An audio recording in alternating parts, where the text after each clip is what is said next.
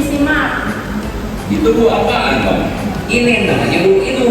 Terus itu ada pelentir nempel di buku itu apaan?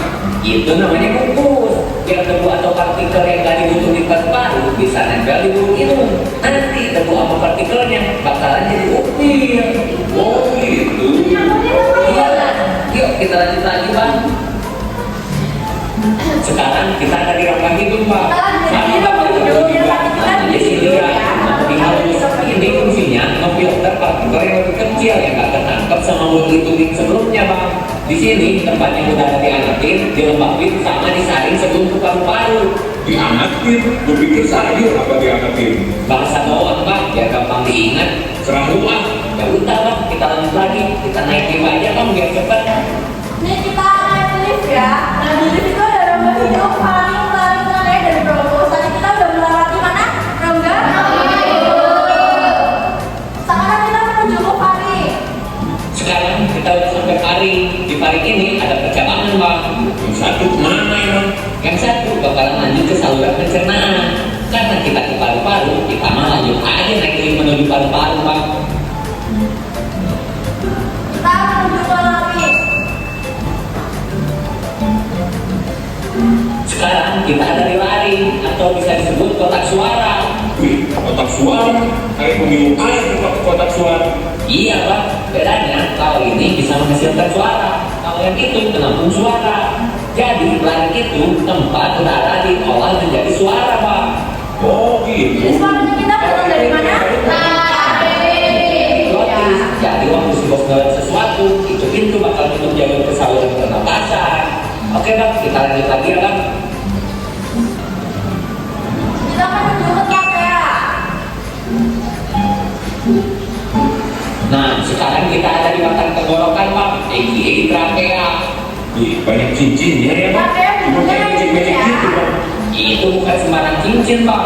Itu tulang rawan. Kenapa kelihatan becek? Karena dilapisi suatu lendir, Bang. Di dalamnya ada juga silia, bulu halus yang kayak di rongga hidung tadi, Bang. Kalau suatu lendir udah masuk kotoran, nanti silia bakalan bantu dalam lendir pasti bos batuk, Bang. Biar lendir bisa dikeluarin. Wow, tahan, Bang. Nah, iya benar, Bang. Kita lanjut lebih dalam lagi, Bang. Lalu kita menuju ke bronchus. Sekarang kita sudah baca paru-paru. Di sini jalannya cabang dua, Bang. Yang satu ke paru-paru kanan, yang satu ke paru-paru kiri. Oh, jadi nanti udah yang masuk kotak-kotak kedua ya, Bang? Satu ke kanan, satu ke kiri. Benar, pintar juga sih, Abang. Sebelum kita masuk ke paru-parunya, buat jelasin dikit ya, Bang, tentang paru-paru. Boleh, boleh, Bang. Paru-paru kan ada dua, Bang, kanan sama kiri. Nah, yang kanan itu secara volume lebih besar daripada paru-paru kiri. Tapi kalau dari segi panjang, peluang untuk nyemprot hati, Bang. Hati yang terbuka, kan, Bang? Ada. Nah, ini ada infeksi kita, Bang. Ya, maaf, serius amat udah dimaklum. Lanjut lagi kan nih. Iya, lanjut, Bang. Terus, Bang, kalau di paru-paru kiri ada lekukan, Bang. Di situ tempat jantung ngumpet, Bang. Ada dia, Bang. Lagi main ketak umpet. Mana gua tahu diciptain udah kayak gitu. Nah, di dalam paru-paru ini ada bronchiolus, Bang. Di ujung bronchiolus ada mirip buah anggur, Bang. Itu yang namanya alveolus. Sebelum kita ke alveolus, kita lewat bronchiolus dulu. Bentar, Bang. Gua perhatiin. Oh, Jadi di dalam paru-paru kita ada apa pertama?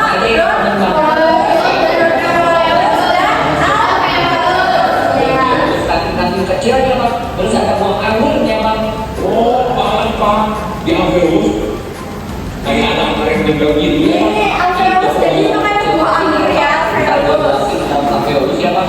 Kita langsung aja ke alveolus sekarang. Nah di sini ini tempat pertukaran oksigen dan karbon dioksida. Kalau oksigen masuk, karbon dioksida keluar. Terus sebaliknya ya.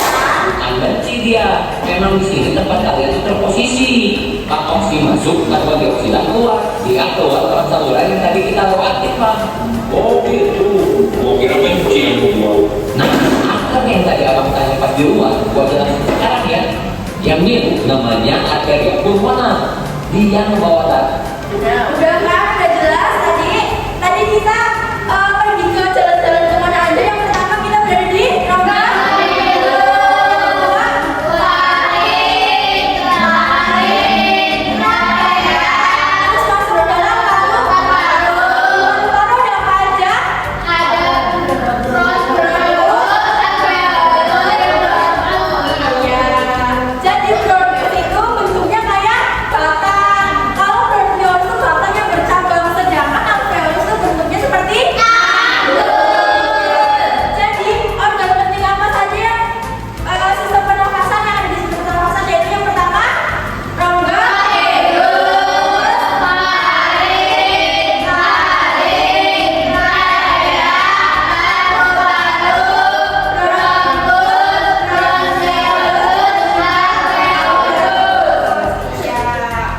Nah, udah pada paham semua? Kamu ada di? Coba siapa yang mau membaca? Saya Bu.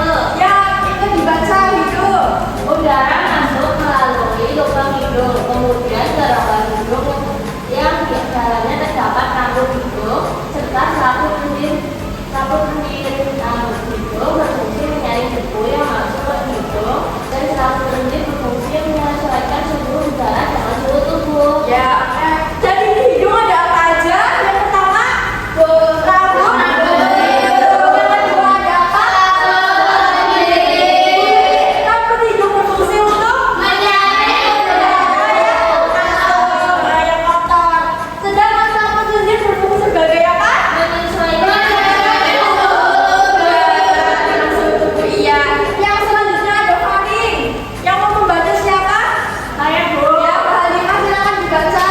Yang kedua ada faring. Faring adalah persimpangan antara saluran pernafasan bagian depan dengan saluran pencernaan bagian belakang. Fungsi dari faring itu berperan dalam proses masuknya udara ke dalam pita suara untuk menghasilkan suara. Ya. Jadi faring itu nanti dimulai dari saluran pernafasan, nanti akan tembus ke saluran pencernaan. Faring itu berfungsi sebagai proses masuknya udara ke dalam pita suara. Jadi suara kita tuh ya kita mengeluarkan suara diolah melalui faring. Selanjutnya ada laring. Laring di sini terdapat di belakang faring. Jadi faring terlebih dahulu barulah laring. Nah, berfungsi untuk melindungi saluran pernapasan dari benda asing. Jadi kalau ada benda asing yang masuk, yang melindungi yaitu laring. Sekarang kita ke trachea. Trachea itu terdapat jaringan yang disebut silia. Trachea berfungsi untuk mendorong debu-debu yang masuk. Nih, proses bersih dan batuk. Jadi kalau kalian bersih dan batuk itu akan dirangsang oleh trachea. Ya. Selanjutnya kita masuk ke bagian paru-paru. Yang pertama ada bronkus. Bronkus itu merupakan percabangan dari trachea. Bronkus terdiri dari bronkus kanan dan bronkus kiri. Bronkus itu bentuknya seperti ini ya, kayak batang yang besar. Batang besar. Nah, fungsi dari bronkus itu sendiri memastikan udara masuk dengan baik dari trachea ke alveolus untuk mencegah iritasi. Tadi dari mana? Udara masuk dari mana? Trachea ke alveolus untuk mencegah iritasi. Selanjutnya kita masuk ke bronkiolus. Bronkiolus itu percabangan dari bronkus. Jadi yang cabang-cabang ini namanya bronkiolus. Ya. Fungsi bronkiolus itu sendiri menyalurkan udara dari bronkus untuk mengontrol jumlah udara yang masuk ya.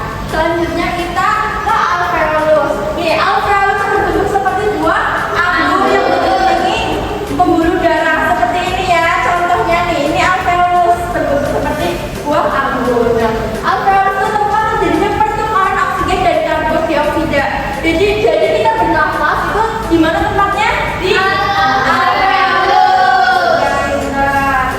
Nah, terus selanjutnya nih kita masuk ke bagian gangguan pada organ pernapasan pada manusia. Yang pertama ada influenza. Siapa yang di sini sering flu, batuk-batuk, pilek? Siapa? Bu. Nah, itu merupakan gangguan dari sistem pernapasan manusia. Nih, influenza itu disebabkan oleh virus. Jadi gejalanya itu demam, sakit kepala, hidung tersumbat dan lain-lain. Terus yang selanjutnya ada asma. Siapa yang sering sesak nafas? Alhamdulillah, jangan sampai. Nah, asma ini merupakan gangguan organ pernapasan karena terjadi penyempitan pada bronkiolus. Jadi bronkiolus itu menyempit sehingga terjadi asma, yaitu kesulitan dalam bernafas. Ya. Selanjutnya ada bronkitis.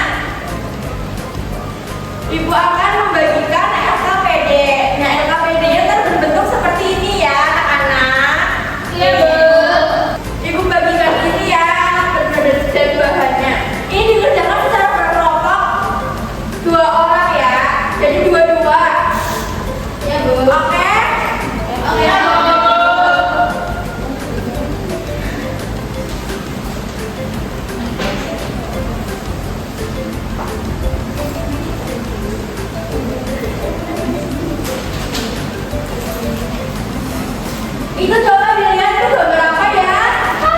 Ini gambar Paru-paru, iya.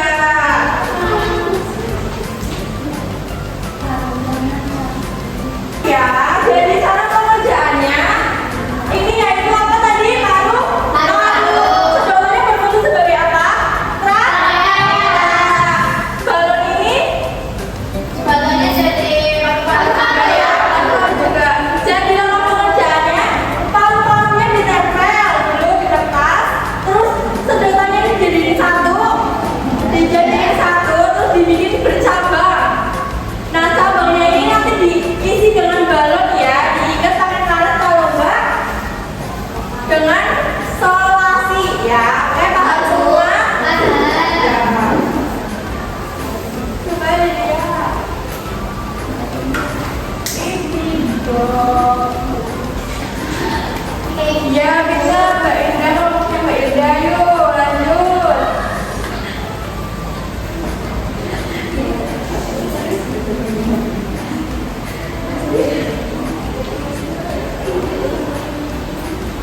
Pinjam solasi dong. Gantian ya. Sebelum presentasi kita nyanyi bareng-bareng ya tentang lagu tentang sistem pernapasan manusia. Yuk yang semangat. Ayo belajar sistem pernapasan. Oksigen ke hidung, lari berbeda. Lewat hidung juga kan CO2.